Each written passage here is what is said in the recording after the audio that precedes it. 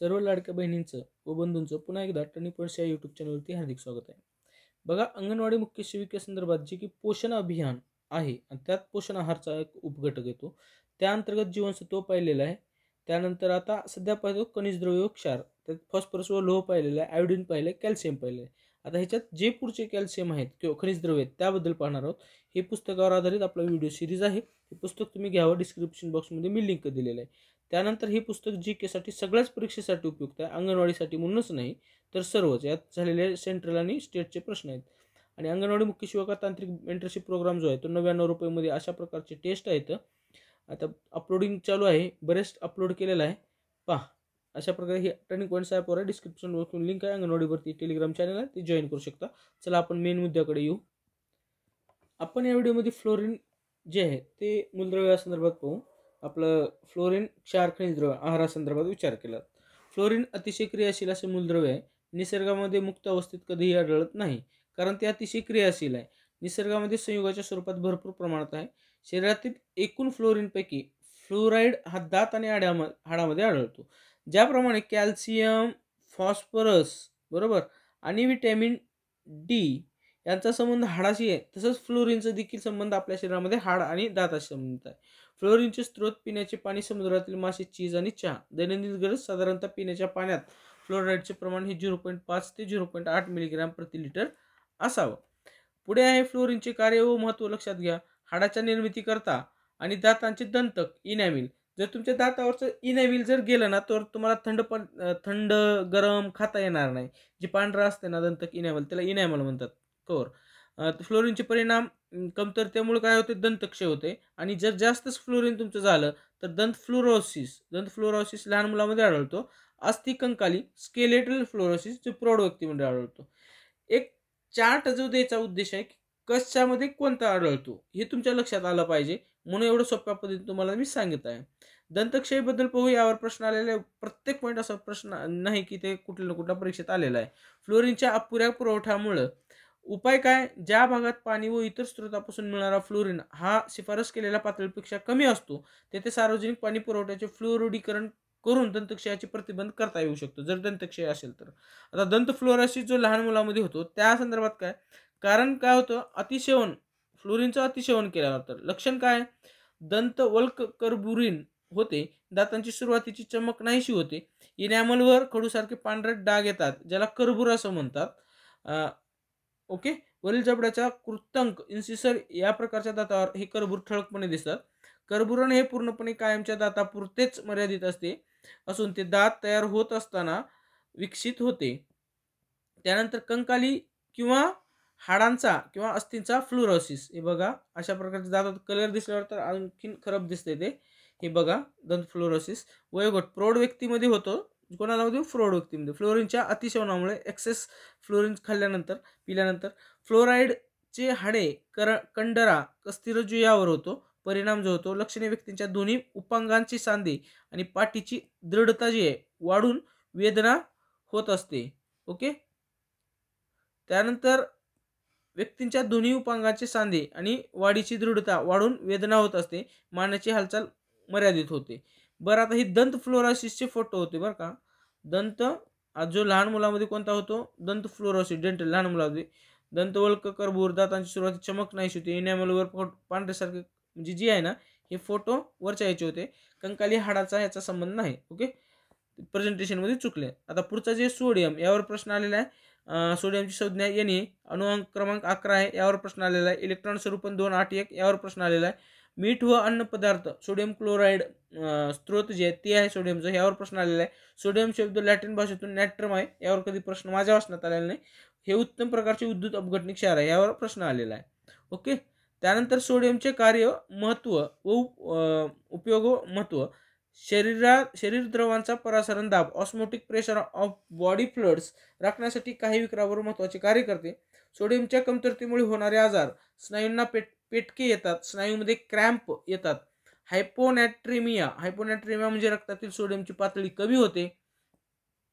हायपोनॅट्रेमिया का होतो? मोठ्या प्रमाणात लघवी बाहेर टाकली जाणे, शरीरातील आम्लता वाढणे, वृक्कनाश, ॲडिसन्स रोग इत्यादी कारणामुळे हायपोनॅट्रिमिया होतो. हायपोनॅट्रिमियाचे परिणाम काय? हृदयविकार, यकृताचा नाश, तहान लागणे, मळमळ, डोकेदुखी, स्नायूंचा अशक्तपणा, थकवा, भूक कमी लागणे अशा प्रकारची ही लक्षणे आहेत. सोडियमच्या अधिक्यामुळे होणारे आजार लक्षात घ्या. हायपरनॅट्रोमिया, मी अगोदरच आहे का, हायपर म्हणजे हाय, हायपो म्हणजे कमी. High concentration of sodium in the blood, sodium तुमच्या शरीरामध्ये रक्तामध्ये जास्त झालं तर हा आजार होत असतो. सोडियमची पातळी रक्तामध्ये वाढते. परिणाम थकवा, अशक्तपणा, उच्च रक्तदाब, चिडखोरपणा. आता त्यानंतर सोडियमच्या नंतर पोटॅशियम.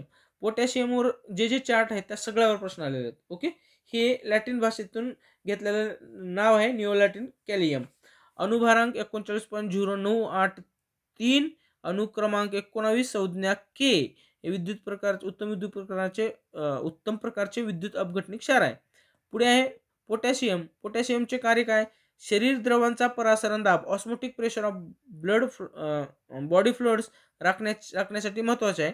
काही विकाराबरोबर महत्त्वाचे कार्य, रक्तदाब कमी करते, रक्तप्रवाह वाढवणे. पोटॅशियमचे परिणाम काय होतात? पोटॅशियमचे परिणाम बघा, अभावामुळे हायपोकॅलिमिया आणि अधिक्यामुळे हायपरकॅलिमिया हे ठरलेलंच आहे. कॅल्शियमचं झालं तर अधिक्य झालं तर हायपरकॅल्सिमिया, ओके, कमी झालं तर हायपोकॅल्सिमिया. अशा प्रकारचं इथं कॅलिमिया म्हणतात, पोटॅशियमिया म्हणत नाही तर कॅलिमिया म्हणतात. काय होतं? रक्तातील पोटॅशियमचे प्रमाण कमी होतं, परिणामी स्नायूंचा अशक्तपणा, स्नायूंना पेटके येणे, अपचन, लकवा होत असतो इत्यादी. आणि जर अधिक्यामुळे जर काय होत असेल तर हायपरकॅलिमिया होतं, रक्तातील पोटॅशियमचे प्रमाण वाढते. ओके, परिणाम हृदयविकार, ॲडिसन्स रोग, स्नायूंचा अशक्तपणा. त्यानंतर आहे पोटॅशियमचे स्त्रोत. बटाटे, केळी, पपई, टमाटे, कडधान्ये, तीळ, घेवडा, सोयाबीन, पालक, हळद, तृणधान्य हे पोटॅशियमचे स्त्रोत आहेत. आता मॅग्नेशियम. आता संज्ञा Mg यावर प्रश्न आला. अणुक्रमांक 12, इलेक्ट्रॉन 281 यावर प्रश्न आला आहे. अणुभारांक 24.304 यावर प्रश्न आलेला आहे. उत्तम प्रकारचे विद्युत अपघटनिक क्षार शोध, स्कॉटिश रसायनशास्त्रज्ञ जोसेफ ब्लॅक यावर प्रश्न आलेला आहे. ओके, मॅग्नेशियमचे कार्य व महत्त्व बघा. हाडाच्या विकासासाठी, ॲडिनोसिन ट्रायफॉस्फेटच्या निर्मितीसाठी. मॅग्नेशियमचे स्त्रोत पालेभाज्या, शेंगदाणे, अद्रक, लवंग, टमाटे, सोयाबीन, कोकोआ इत्यादी. मॅग्नेशियमच्या अभावी होणारे आजार, लिव्हर सिरोसिस. मॅग्नेशियमच्या अभावी मुख्यतः सतत दारू पिल्यामुळे लिव्हर सिरोसिस होतो. गरोदरपणातील टॉक्सेमिया आणि प्रथिन कुपोषणामध्ये अभाव आढळून येतो. त्यानंतर लक्षणे, चिडचिडेपणा व धनुर्वात.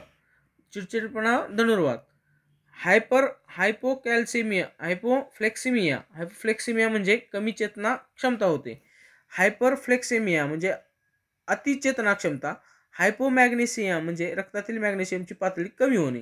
हे काही लक्षणे आहेत अभावामुळे होणारे. अधिक्यामुळे होणारे आजार हायपरमॅग्नेशियम ठरलेला आहे. रक्तातील मॅग्नेशियमचे प्रमाण वाढणे, मळमळ, उलट्या, कमी रक्तदाब, श्वास घेण्यास अडथळा इत्यादी. आता झिंक जे आहे ते पहा. झिंकबद्दल झेडएन संज्ञा आहे. अणुक्रमांक 30, अणुभारांक 65.38. प्रमाण प्रौढ व्यक्तीच्या शरीरात एकूण 2.2 ग्रॅम झिंक असते. दैनंदिन गरज, प्रौढ पुरुष 12 मिलीग्रॅम, प्रौढ स्त्रिया 10 मिलीग्रॅम, गर्भवती व स्तनदा 12 मिलीग्रॅम, 1 वर्ष ते 3 वर्ष मुले 5 मिलीग्रॅम, 4 वर्ष ते 6 वर्ष 7 मिलीग्रॅम. ओके, त्यानंतर जस्तचे कार्य काय? प्रत्येक पेशीच्या अंतर्गत रचनेत झिंक असते. अनेक एन्झाईम्सचा झिंक हा घटक आहे. इन्सुलिनसाठी आवश्यक आहे. हाडांच्या कॅल्सिफिकेशनसाठी आवश्यक आहे. तांबड्या पेशीमध्ये कार्बन डायऑक्साईड वाहून नेण्यासाठी आवश्यक आहे. प्रथिने व न्यूक्लिक ॲसिड तयार करण्यासाठी आवश्यक आहे. चयापचयासाठी आवश्यक आहे. जस्ताचे स्त्रोत बघा. जस्ताचे स्त्रोत जे आहे, वनस्पती स्त्रोत, डाळे, शेंगदाणे, भाजीपाला. प्राणी स्त्रोत, दूध व दुधाचे पदार्थ, दही, मांस, मासे, अंडी. जस्ताच्या अभावी होणारे रोग. जस्ताच्या अभावामुळे किशोरावस्थेत वाढ खुंटते व मूल शिशु अवस्थेत राहते, म्हणजे इन्फॅन्टिलिझम होते, म्हणजे वाढच होत नाही. जस्त जर कमी असेल तर वाढ होत नाही, बरोबर. त्यानंतर जखम भरून येण्यास उशीर लागतो, जनन क्षमता कमी होते, त्वचेचे संसर्ग होतात आणि स्वाद व चव नीट न समजणे हे जस्ताच्या अभावी होणारे आजार आहेत. बरं, आता त्यापैकी काही असे मूलद्रव्य आहेत की ते थोडक्यात पाहूया. तांबे, न्यूट्रोपेनिया, रक्तातील न्यूट्रोफिल पेशींची संख्या काय होते? घटणे. यावर देखील प्रश्न आलेला आहे. मॉलिबेडनम, तोंडाचा व ग्रासनलीचा कर्करोग होतो. ह्या दोन्हीवर प्रश्न आलेला आहे. एवढे चार्टमध्ये तुम्हाला अवेलेबल करून दिलेला आहे. आता हा झाला आपला म्हणजे जेवढे हे होते ना खनिज द्रव्य व क्षार ते सगळं पाहिलेलं आहे. पुढे आहे ना खनिज द्रव्य जे होते ते पाहिलेलं आहे, मूलद्रव्य. आता उद्या किंवा आपल्या परवाच्या व्हिडिओमध्ये दैनंदिन जीवनातील काही महत्त्वाचे क्षार पाहू. त्यामध्ये सोडियम, खाण्याचा सोडा, धुण्याचा सोडा असे काही आहेत. ते तुम्हाला मी आता एक ओव्हर ग्लान्समध्ये दाखवतो की काय काय पाहणार आहोत. क्षार म्हणजे काय, सोडियम क्लोराईड, हे सगळं आपण उद्याच्या व्हिडिओमध्ये पाहूया किंवा नेक्स्ट व्हिडिओमध्ये पाहूया. ओके. ब्लिचिंग पावडर पण खूप महत्त्वाचं आहे, पाणी पण महत्त्वाचं आहे, ते पाहूया आपण. व्हिडिओला तर नक्की शेअर कराल अशी अपेक्षा करतो आणि अंगणवाडीच्या मागच्या सगळ्या व्हिडिओ तुम्ही पाहावं असं तुम्हाला विनंती करतो, कारण अशा प्रकारे तुम्हाला फ्रीमध्ये व्हिडिओ कोर्स कोणी देत नाही. आणि हा 99 रुपयाचा जो मेंटरशिप प्रोग्राम आहे तो जॉईन करा. यूट्यूबच्या ॲडव्हर्टाईजपासून वेळ वाचेल. त्यानंतर त्यामध्ये टेस्ट आहेत, फुल टेस्ट, घटकनिहाय टेस्ट आहेत, त्या सर्व आहेत. व्हिडिओला तर नक्की शेअर करा, सबस्क्राईब करायला विसरू नका. Thanks for watching this video.